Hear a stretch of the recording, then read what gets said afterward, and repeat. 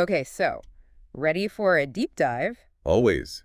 What are we exploring today? Today, it's all about unlocking the secrets to, lifelong health. Ooh, sounds intriguing. Yeah, and get this.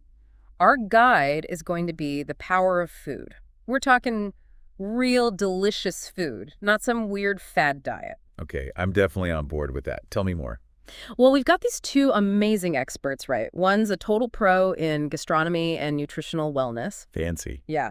And the other one is like a culinary nutritionist and functional food expert. So we're getting the best of both worlds here. That's a pretty powerful combination. Exactly. And the cool thing is they both agree on one super important point. Food is way more than just calories. Right, it's about nourishing your body, right? Exactly. It's the foundation of good health, but maybe with our crazy busy lives, we've kind of forgotten that. Yeah, I can see that happening. So where do we start? Let's kick things off by traveling back in time. Oh, a history lesson. Kind of. We're going to look at what our ancestors ate. And what's really interesting is they relied heavily on whole foods, things that were in season, and get this, a lot of fermented foods. Fermented food, like Yeah. sauerkraut and stuff? Yeah, exactly. Sauerkraut, kimchi, kefir, miso, all those good gut-friendly foods. And, they didn't have processed food aisles back then. Right, everything was basically from scratch. It makes you wonder, what did they know that we've, completely lost touch with? Totally. Okay, I'm hooked. So tell me, what were they eating? Well, apart from those fermented foods, they were also big on bone broths. Bone broth. That's kind of trendy these days. It is, right? And for good reason. It's full of collagen, minerals, and amino acids, all the stuff we pay a premium for in supplement form now. Right, like those collagen powders and pills for joints and skin health. Exactly. But our ancestors were getting it naturally, just from their diet. Makes sense. So what else were they eating? Organ meats. Liver, heart, kidney. The things that most people today kind of shy away from. True. Not exactly everyone's favorite, but I've heard they're really nutrient dense. Super nutrient dense. I mean, beef liver, for example, it's like nature's multivitamin. It's loaded with vitamin A, B12, and copper. Wow, that's pretty impressive. But why don't we eat them anymore? I mean, if they're so good for us. That's a great question, and one of the experts brought up a really interesting point. They think that maybe modern medicine has kind of unintentionally shifted our focus away from preventing disease. Interesting. So instead of focusing on what we eat to stay healthy, we just wait until we get sick and then treat it. Yeah, sort of. It seems like our ancestors were actually preventing a lot of diseases just through their everyday food choices. Makes sense. And it wasn't just about what they ate, but also how they prepared it, right? Right. They were all about slow cooking, especially with grains and legumes. They really took their time to make those foods easier to digest, unlike the refined grains we eat today. Ah, yeah, those quick cooking processed grains. So different from what our ancestors ate. Right. And they were also into soaking and sprouting grains and nuts. They knew this could help reduce anti-nutrients like phytic acid. Anti-nutrients. Yeah, basically, they can block your body from absorbing all the good stuff like minerals. Oh, I see. So they were prepping their food in a way that maximized nutrient absorption. Pretty smart. Super smart. And there's this crazy fact. Today's commercially grown wheat has something like 30% fewer minerals than older heritage varieties. Seriously, that's a huge difference. Yeah, it really shows you how much our food has changed, and not always for the better. Okay, so our ancestors were pretty savvy about their food choices. What else did we learn from these experts? Well, get ready for this. They talk about some forgotten superfoods. Right. These are things that were once common in many cultures but have kind of fallen out of favor. Forgotten superfoods. Now that sounds interesting. Like what? Okay, so remember cod liver oil? Oh yeah, my grandma used to give me that. Ugh. But it's good for you, right? Super good. It's packed with omega-3s and vitamins A and D all in one. Okay, I'm starting to remember why grandma was so insistent on that stuff. What other forgotten superfoods are we rediscovering? This one might surprise you. Kombucha. It's fizzy, delicious, and it's actually a pre-industrial probiotic drink. Wow, I love kombucha. Didn't know it was that ancient. It is, and get this, it contains something called glucaric acid, which could actually help your body detoxify. Wow, it's like a natural detox drink. Exactly. And then there are hemp seeds. These are a complete protein source that's been around for centuries. Hemp seeds, interesting. I put those in my smoothies sometimes. Good choice. And we can't forget natto. It's a fermented soy product that's super high in vitamin K2. Vitamin K2. Yeah, it's crucial for heart health and strong bones. I'm sensing a theme here. All these traditional foods packed with nutrients we need. You got it. Right. And it wasn't just what they ate, but how they ate. Oh, right. You mentioned something about that earlier. They weren't snacking all day long like a lot of us do. They ate seasonally, so they naturally had periods where certain foods weren't available, which probably meant some calorie restriction happened without even trying. That's a totally different way of eating than what's normal today. Totally. And that brings us to what modern science has to say about all of this. So, is science backing up what our ancestors already knew? It really is. A lot of the traditional food wisdom is being confirmed by modern research. The problem is, even though we know this stuff, we're not always putting it into practice. It's easy to fall into bad habits. So, let's get specific. What are these must-eat foods backed by science? Okay, are you ready for the top 10? Hit me. Number 1, leafy greens. Spinach, kale, all that good stuff. You got it. They're packed with magnesium, folate, and chlorophyll, which helps your body detox. I love a good detox. Easy enough to throw some spinach into a smoothie or salad. All right, so easy. Number 2, berries. Oh, yes, berries. Antioxidants galore. Exactly. And those antioxidants are key for fighting aging. Sign me up. Okay, Yeah. what's next? This one's for brain power and a healthy heart. Fatty fish. Oh, yeah, like salmon. Salmon, sardines, mackerel, all those oily fish are full of omega-3 fatty acids. I definitely need to eat more of those. Me too. Okay, number 4, cruciferous veggies. Cruciferous. Remind me what those are again? Think broccoli, Brussels sprouts, cauliflower. They contain this compound called sulforaphane. Sulforaphane. It's been shown to potentially help prevent cancer. Wow, that's powerful. I'll take an extra helping of broccoli, please. Coming right up, number 5, garlic and onions. Garlic and onions, such classic ingredients. Right, they're like nature's antibiotics. Really, like they can actually help fight infections. Yep. And there's this cool trick to get the most out of your garlic. If you chop it and let it sit for about 10 minutes before you cook it, What happened? it boosts the amount of allicin. Allison? It's the active compound in garlic that gives it its health benefits. So just by letting it sit for 10 minutes, I can get more of those good compounds. Mhm. Awesome. Exactly. Small changes can make a big difference. Okay, I'm ready for number 6. What's next on this superfood list? Number 6, avocados. Avocados. Those are full of fat, though. True, but it's the good kind of fat, monounsaturated fat. Oh, right. I've heard that's good for your heart. Anything else? Yeah, those healthy fats are also good for your hormones and can even give you glowing skin.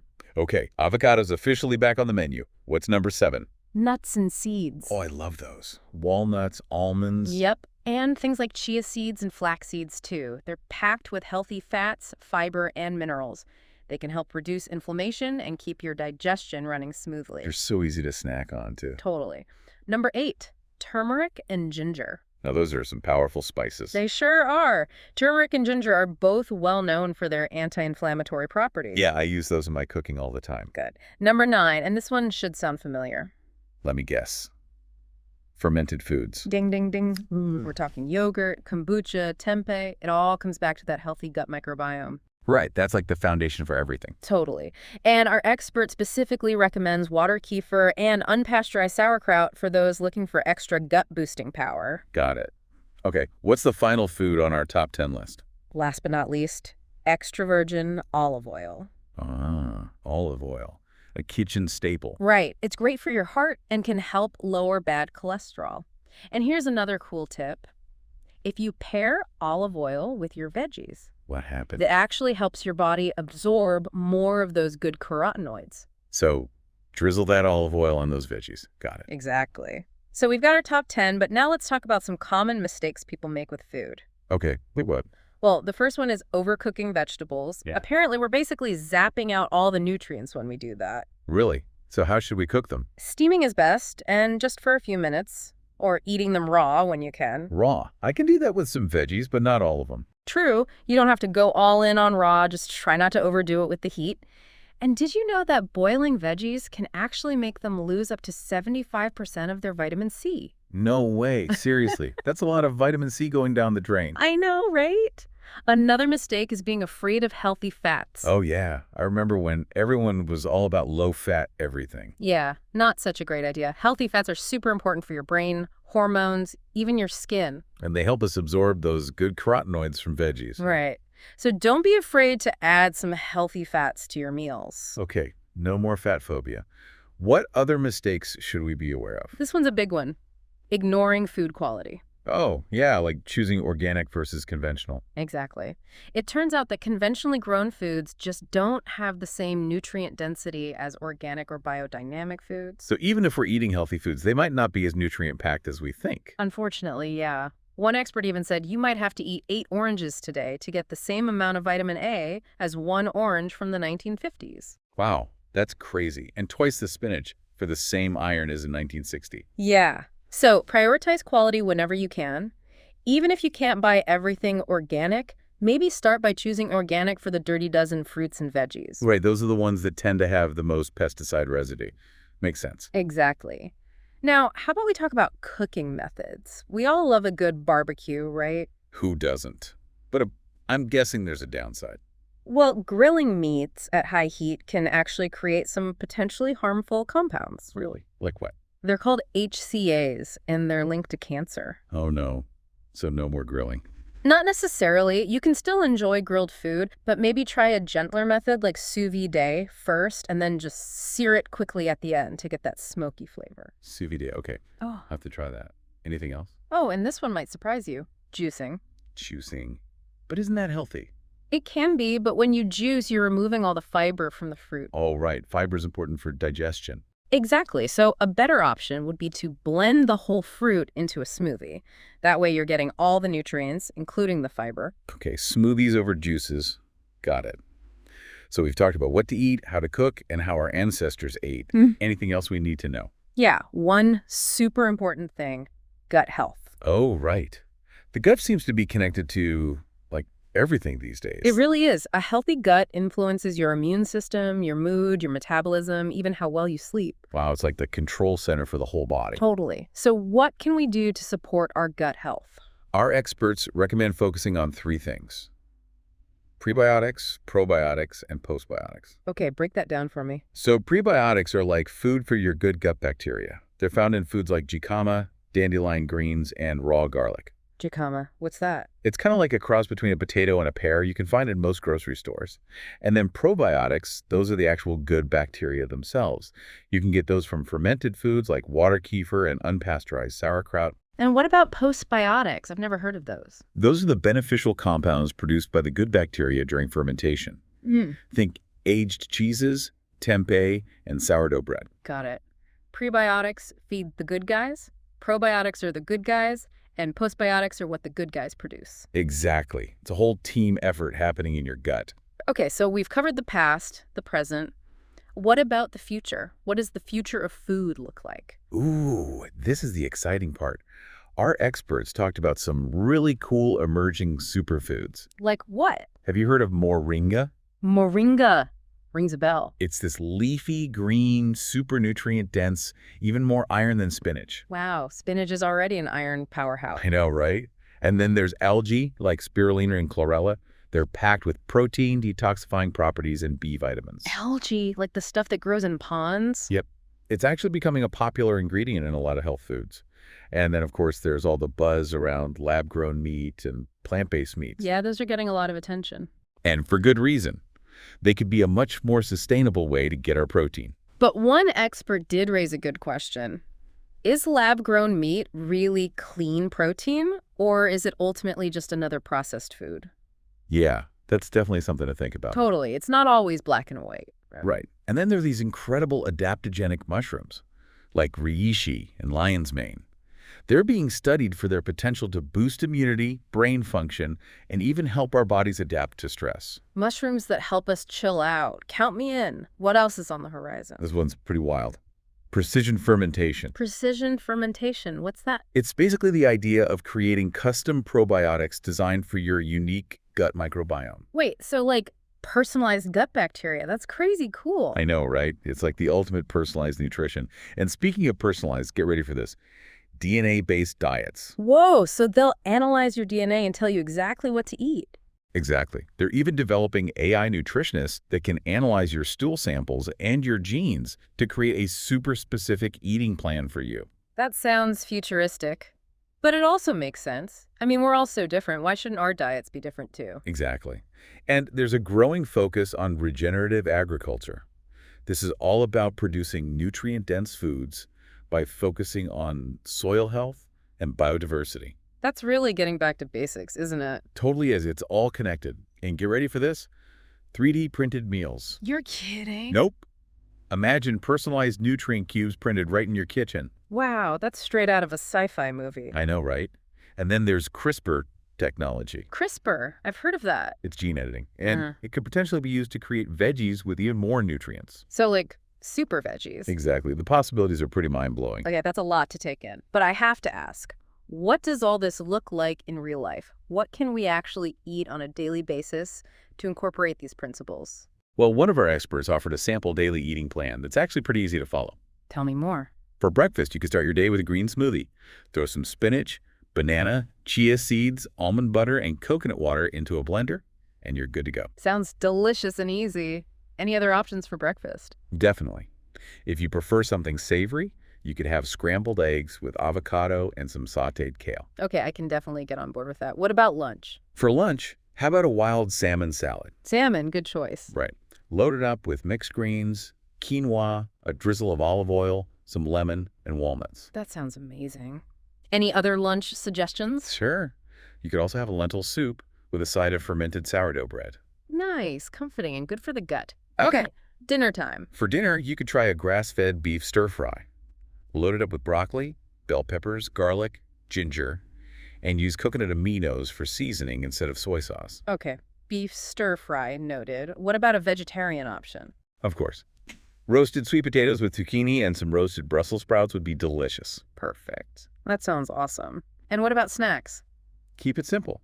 A handful of almonds and some blueberries are a great choice. Or you can go for some carrot sticks with hummus. Perfect. Yeah. Easy and healthy.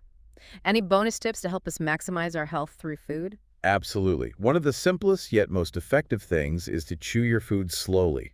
It makes a big difference in digestion and nutrient absorption. Chewing slowly. Noted. Another tip is to eat the rainbow. Basically, make sure you're getting a variety of colorful fruits and veggies every day to ensure you get a wide range of those beneficial phytonutrients. Love that. Eat the rainbow. What else? Have you heard of intermittent fasting? It's not as scary as it sounds. I've heard of it, but haven't tried it yet. What's the benefit? Well, even just doing a 12, 16-hour overnight fast can be really beneficial for your body. It gives your cells a chance to repair and regenerate. Okay, that doesn't sound too hard. I might give that a try. Yeah. And remember that tip about pairing healthy fats with your veggies. It really does help boost the absorption of those carotenoids. Right. Olive oil on everything. Not everything, but you know what I mean. Totally. Oh, and here's a fun little hack. Freeze your berries before you add them to smoothies. It actually helps release more of their antioxidants. Wait, really? I'm definitely trying that. It's such a simple trick. Oh. And for those who really want a structured plan, our experts mentioned a 7-day reset menu. Ooh, a 7-day reset. Yeah, it focuses on specific foods each day to target different health goals. That sounds intense, but in a good way. Give me an example. Like day 1 might be all about detoxing your liver, so they might recommend a dish with beef liver pate. Beef liver, back to our ancestors. Exactly. And then day 2 might focus on healing the gut, so there might be a recipe for miso soup. Okay, that makes sense. So it's all about giving your body a little boost in specific areas. Exactly. So after all this talk about food and health, what's the main takeaway? Well, it's pretty simple, but it's powerful. Food is medicine. Food is medicine. I love that. Right. And you have so much control over your health just by making conscious choices about what you eat every day. It's really empowering to think about it that way. So, as we wrap up this deep dive, what's one thing our listeners can do today to improve their health through food? Well, I think a good starting point would be to ask yourself, what's one small healthy change I can make right now? Yeah, it doesn't have to be anything drastic, just one small change. Exactly. Maybe try adding a serving of leafy greens to your lunch every day. Or maybe swap out that sugary soda for a glass of water. Or try one of those forgotten superfoods we talked about. Or maybe even experiment with a new cooking method. Exactly. And the coolest thing is, your body can start responding positively within hours of making these changes. Wow, really? That's amazing. I know, right? Your genes are literally listening and reacting to what you eat.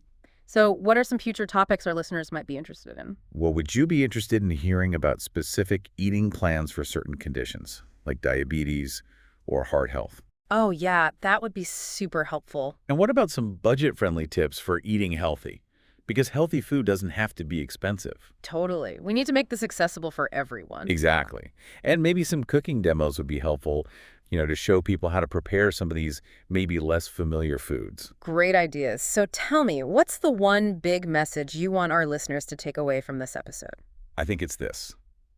You have the power to be your own best doctor. Be your own best doctor through food choices. Exactly. Thanks for joining us on this deep dive into the amazing world of food and its incredible power to shape our health and well-being. And remember, small changes can lead to big results. So start making those changes today and see what a difference it can make in your life. And we'll be back with more deep dives soon.